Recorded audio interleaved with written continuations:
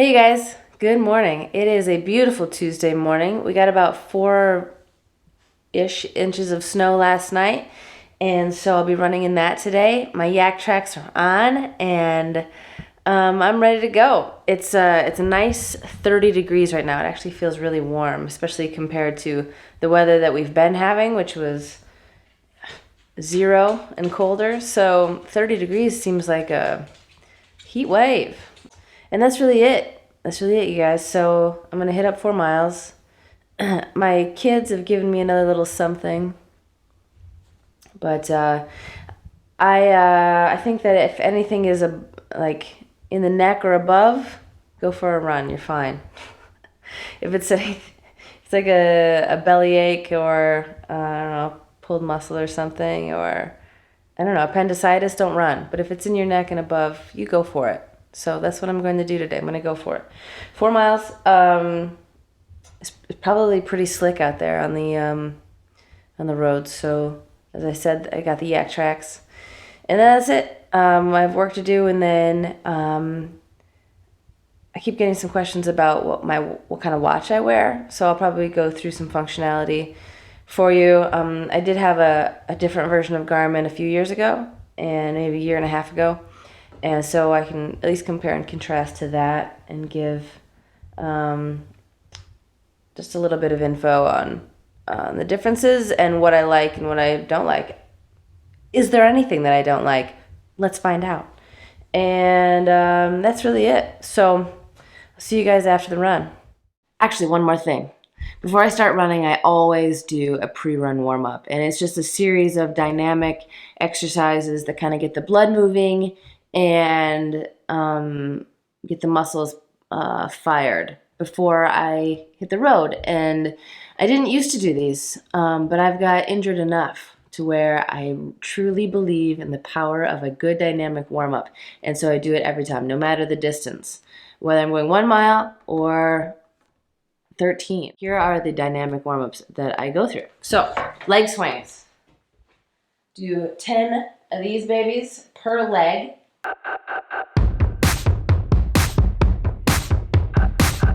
Lost count. This is 10. And then switch legs.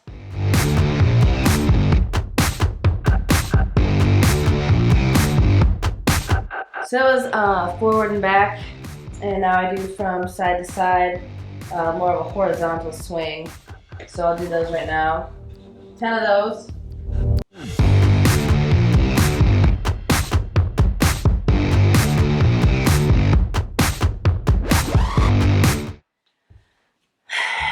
I always do those, just gets the things loosened up. But the last thing I do are ankle rolls and also like ankle flexations.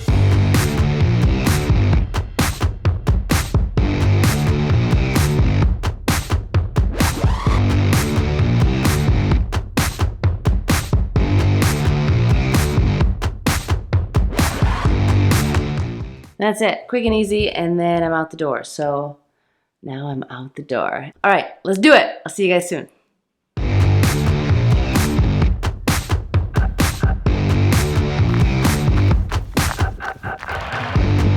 This is what today's road looks like. Pretty darn icy. But that's okay, because I've got the yak tracks. So we're good.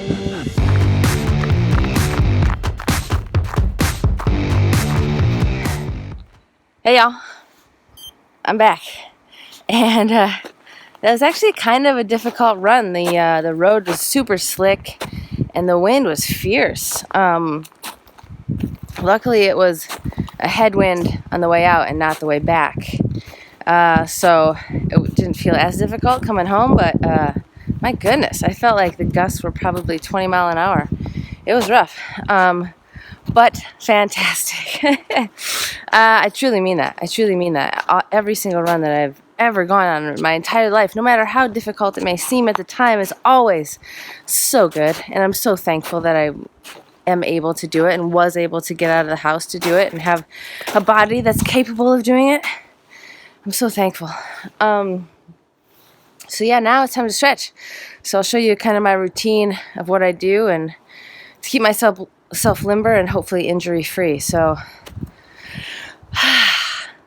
let's do it. Hey guys, so I'm going to start stretching, and this is my normal routine. I don't know what any stretch is called. I'm not a yogi, but I do know what feels good and what has kept me injury-free for, I don't know, going on at least a year and a half, which is fantastic. A year and a half of no major strains or breaks or stress fractures. That's a good amount of time. Anyway, I've done this every day since the last time I had a stress fracture, and I have been injury free since then. And I I attribute that to the stretches that I do and the warm ups. Most certainly the warm ups that I do. Um, I feel like that was a game changer for me after I basically broke my femur. It was a stress fracture in the upper part of the femur. I can't remember what it's called. It was a stress reaction. It was not yet a stress fracture, but it was very close, and it was also very painful. So, anyway, since that time, I've been doing all this, and it's been working. Anyway, so then I do the hip flexor stretch. Line up my hips. And it feels so good. Oh boy, it feels good.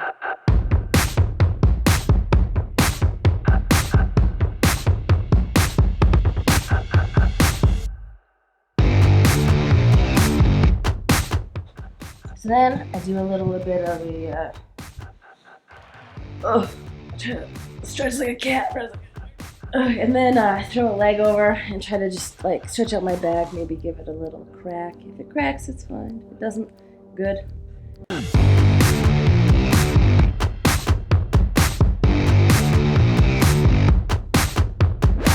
But my favorite stretch while I'm here is I don't know what these are called. If it's like a reverse pigeon or something, or I don't know. But I bring over a leg and have it at a 90-degree angle, and then I put my hands behind this leg and I pull my left leg towards my chest, and it really stretches out my glutes, my left glute right now. And to give it a kind of deeper stretch, I tend to roll myself a little bit to the side, and that feels really good. Yeah. That's it. I'm in kind of a daze right now as I do this. Yes. So then I'll kick it over to the other side.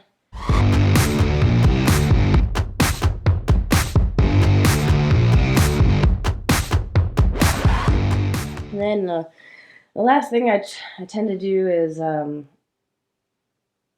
flex my foot. I'm just kind of feeling it here and also back in my hamstring, and then flex, and then just lightly pull it down. I'm not like forcing my leg down at all. It's just like this is how far my leg naturally comes. I do kind of pull it a little bit to give my ham a bit of a stretch, but I'm not forcing anything. I'm not hurting myself. You know, it just feels like a nice light stretch. And I'll do the other side. So flex my foot. You can't really see it. My foot is flexed. And then I point my toes for a bit. Flex again. And then just pull it down. And and that's it. I am kind of feeling it mostly in my hamstring, a little bit in my calf, but not much. And I just kind of breathe here for a second. And that's it. And then I drink some water and go on about my business. So yeah, that's it for now. I'll be back later to talk about answer some questions that I've gotten about my watch and what kind it is and why I love it. Hey, you guys. So, a lot of people ask me what kind of watch I use on my runs and what are the features, what are the benefits, what are the pros, what are the cons. So, I want to go through some things that I really love about my watch. But before I get into that, I do want to mention the other week I got a runner box, and I want to call out two products that I actually really, really love. One is the Dirty Bird soap. This was actually really good. It smelled fantastic.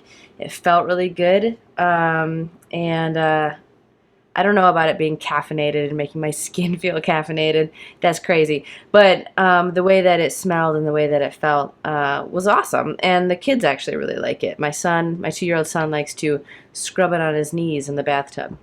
So, really recommend that. And then the other thing is the Floyd's on the Go recovery protein powder.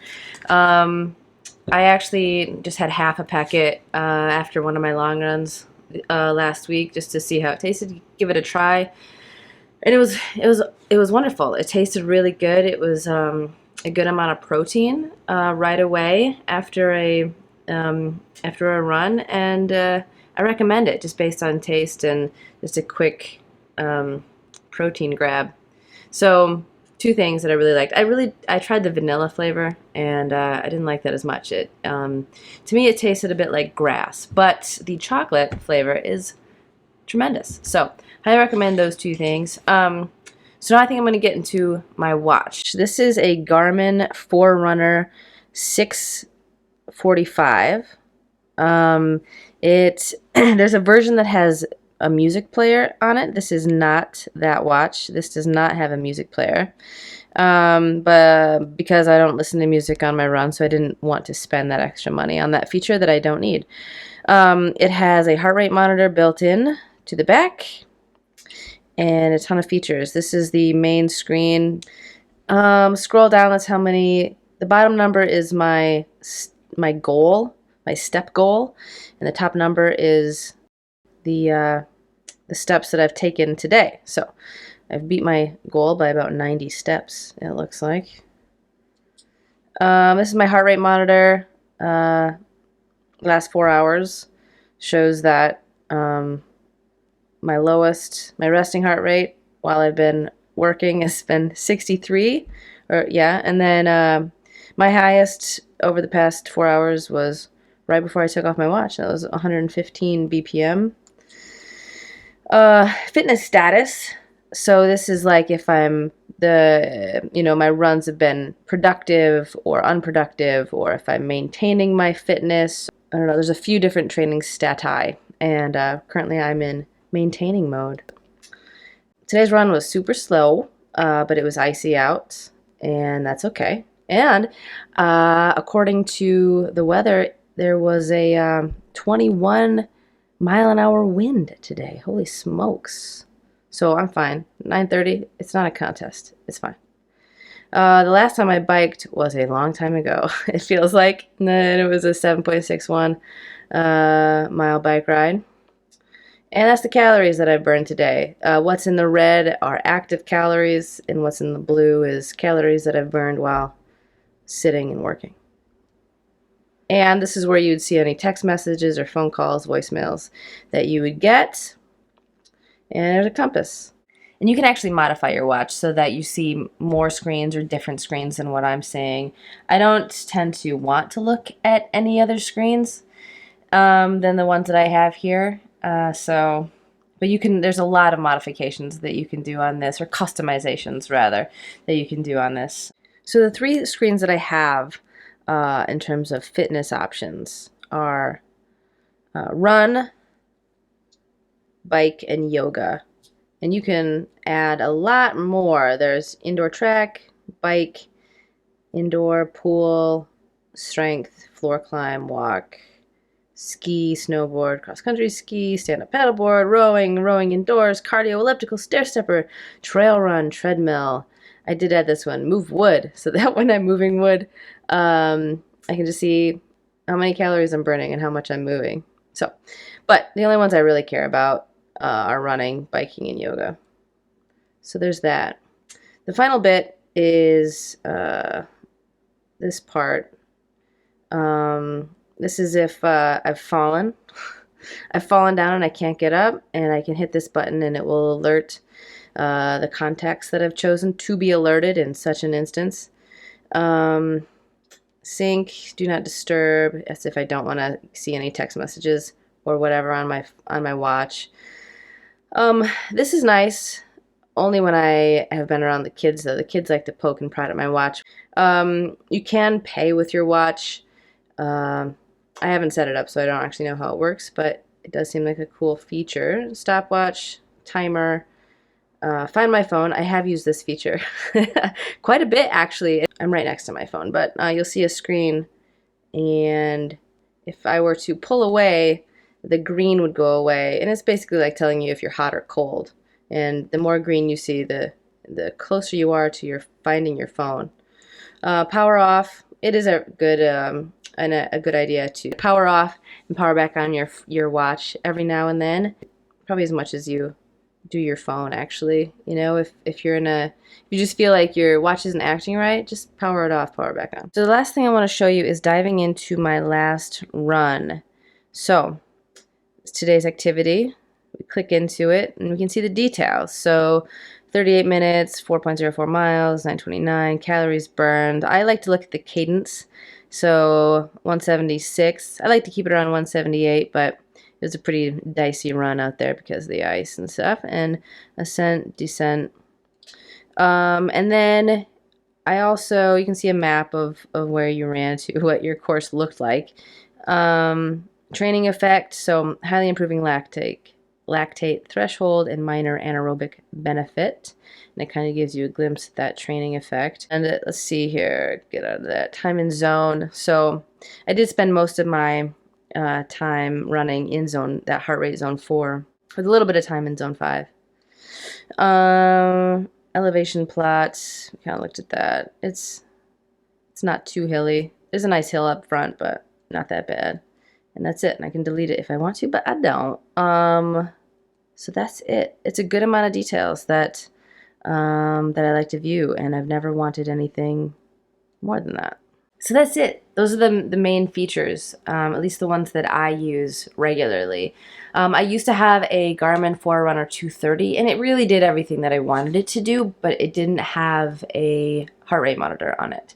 And so after I had that stress reaction in my femur, I wanted something that was a little more informative, just to step it up a little bit. And I really love the heart rate monitor and the data that it gives me. So, you know, recently when I got sick with strep throat and I have a little bit of a cold, I think, coming on, I noticed that my resting heart rate increases. You know, my traditional resting heart rate is like between 49 and 55. And so if when I'm sleeping and I wake up and I look at what my resting heart rate was and I see that it's 63, I know that something's coming on and I need to take it easy. So I do really like that part about it. I can't remember if there are other differences between the Garmin 230 and the 645. You know, I believe that my other watch told me what my cadence was. You know, so there aren't too many differences there. I think that it was just now I can track my VO2 max, my heart rate, obviously. So I think the moral of the story is if you're looking for a running watch that gives you a good amount of data about your runs, cadence, heart rate, productivity, VO2 max, you know, gives you a little nudge about how much you should rest in between runs, all that stuff, then I think the Garmin Forerunner 645 is a great choice. There are a lot of other watches that have a lot more bells and whistles, but they're actually for like triathletes, and I am not a swimmer. I do bike, but it also tells me the amount of info I care about regarding a bike ride, calories burned, heart rate, that kind of stuff, distance. But I'm not really looking for like a supreme amount of data. I just want what I want, and the Garmin 645 shows me everything. I've never wanted it to do more than it can. So anyway, I highly recommend. There aren't any any cons to it. I mean, other than price point, it is a pretty expensive watch, but I wear it every day. I sleep in it. It barely leaves my wrist.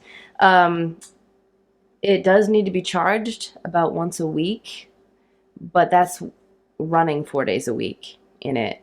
I think that if I weren't a runner and I just wore it as a watch, I would need to charge it a lot less. So there's that as well. But it's beautiful, and it's probably my favorite piece of running gear besides my shoes. So highly recommend. And that's it. I hope you found this video to be informative. And if you have any additional questions about the Garmin Forerunner and what it can do and what it can't do, let me know. And I'd be happy to answer them in the comments. Thanks for watching, and I hope you enjoyed this video. And if you want to see more videos like this about running or about homesteading, please like and subscribe. And I hope to see you next time, either on the run or on the farm.